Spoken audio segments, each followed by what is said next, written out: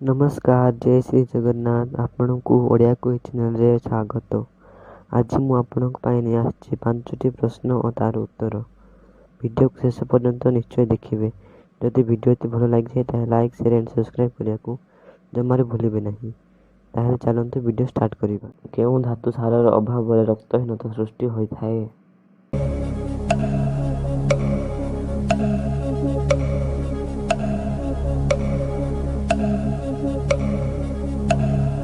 लौह। खाद्य रे आयोडीन अभाव हेले केउं रोग हुए?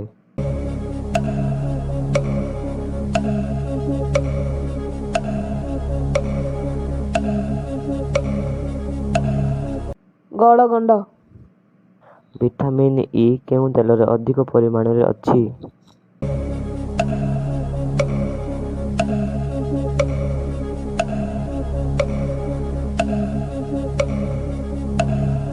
सूर्यमुखी तेल।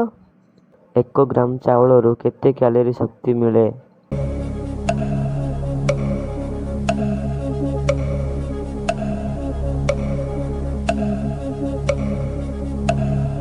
Three point five.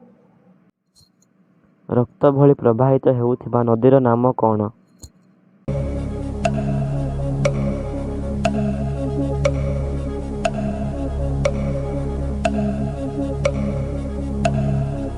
टियोटिन।